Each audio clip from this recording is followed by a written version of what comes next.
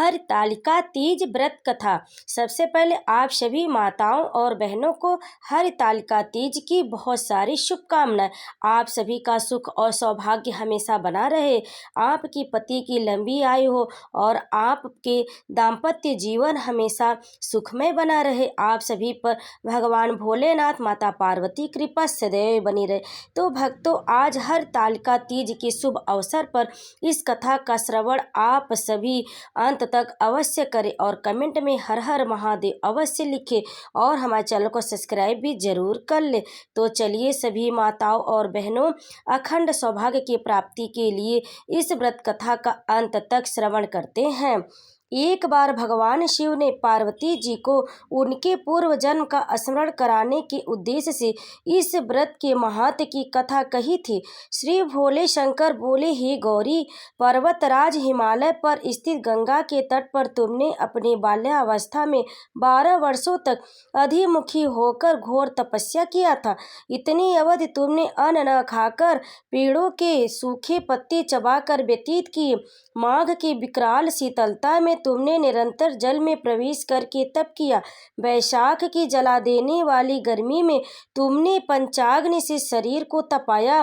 श्रावण की मूसलाधार वर्षा में खुले आसमान के नीचे बिना अन्न जल ग्रहण किए समय व्यतीत किया। तुम्हारे पिता तुम्हारी कष्ट साध तपस्या को देखकर बड़े दुखी होते थे, उन्हें बड़ा कष्ट होता था।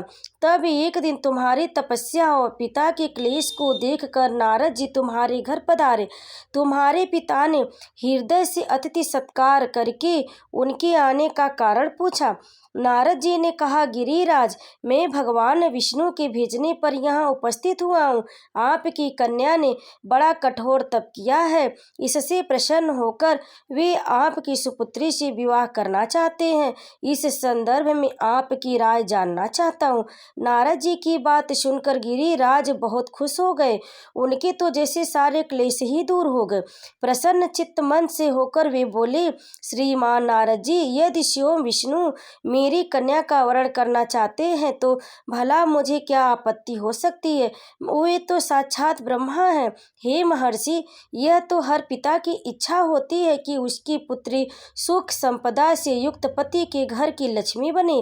पिता की सार्थकता इसी में है कि पति के घर जाकर उसकी पुत्री पिता के घर से भी अधिक सुखी रहे। तुम्हारे पिता की स्वीकृति पाकर नारद जी विष्णु के पास गए और उनसे तुम्हारे ब्याह के निश्चित होने का समाचार सुनाया। मगर इस विवाह संबंध की बात जब तुम्हारे कानों में पड़ी तो तुम्हारे दुख का ठिकाना न रहा। तुम्हारी एक सखी ने तुम्हारी इस मानसिक दशा को समझ लिया और उसने तुमसे इस विक्षिप्तता का कारण जानना चाहा। तब तुमने उसे बताया, मैंने सच्ची हृदय से भगवान शिव शंकर का वरण किया है, किंतु मेरे पिता ने मेरा विवाह विष्णु जी से निश्चित कर दिया। मैं विचित्र धर्म संकट में हूँ, क्या करूँ। प्राण छोड़ देने के अतिरिक्त अब कोई भी उपाय शेष नहीं बचा है। तुम्हारी सखी बड़ी ही समझदार और सूझबूझ वाली थी। उसने कहा, सखी, प्राण त्यागने का इसमें कारण ही क्या है। संकट के मौके पर धैर्य से काम लेना चाहिए। नारी के जीवन की सार्थकता इसी में है कि पति रूप में हृदय से जिसे एक बार स्वीकार कर लिया, जीवन पर्यंत उसी से निर्वाह करे। सच्ची आस्था और एक निष्ठा के समक्ष तो ईश्वर को भी समर्पण करना पड़ता है। मैं तुम्हें घनघोर जंगल में ले चलती हूँ, जो साधना स्थली भी हो, और जहाँ तुम्हारे पिता तुम्हें खोज भी न पाए, वहाँ तुम साधना में लीन हो जाना। मुझे विश्वास है कि ईश्वर अवश्य तुम्हारी सहायता करेंगे। तुमने ऐसा ही किया। तुम्हारे पिता तुम्हें घर पर न पाकर बड़े दुखी तथा चिंतित हुए। वे सोचने लगे कि तुम जाने कहाँ चली गई। मैं विष्णु जी से उसका विवाह करने का प्रण कर चुका हूँ।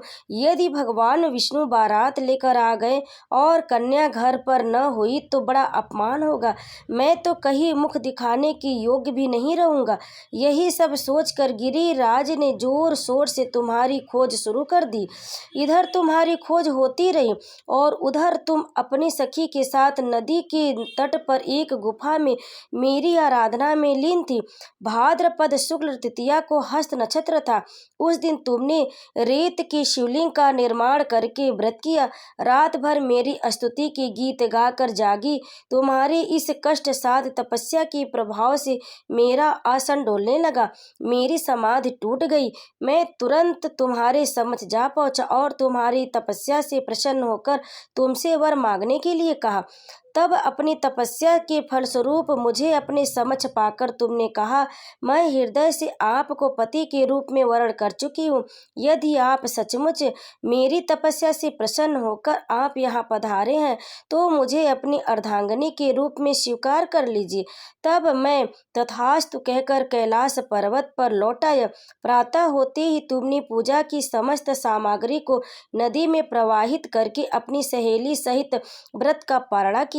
उसी समय अपने मित्र बंधु व दरबारियों सहित गिरिराज तुम्हें खोजते खोजते वहां आ पहुंचे और तुम्हारी इस कष्ट साध तपस्या का कारण तथा उद्देश्य पूछा।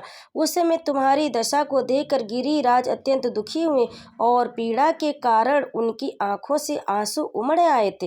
तुमने उनके आंसू पोंछते हुए विनम्र स्वर में कहा, पिताजी, मैंने अपने जीवन का अधिकांश समय कठोर तपस्या में बिताया है। मेरी इस तपस्या का उद्देश्य केवल यही था कि मैं महादेव को पति के रूप में पाना चाहती थी। आज मैं अपनी तपस्या की कसौटी पर खरी उतर चुकी हूँ। आप क्योंकि विष्णु जी से मेरा विवाह करने का निर्णय ले चुके थे, इसलिए मैं अपने आराध्य की खोज में घर छोड़कर चली आई। अब मैं आपके साथ इसी शर्त पर घर जाऊंगी कि आप मेरा विवाह विष्णु जी से न करके महादेव जी से करेंगे। गिरिराज मान गए और तुम्हें घर ले गए। कुछ समय के पश्चात शास्त्रोक्त विधि विधान से उन्होंने हम दोनों का विवाह कर दिया।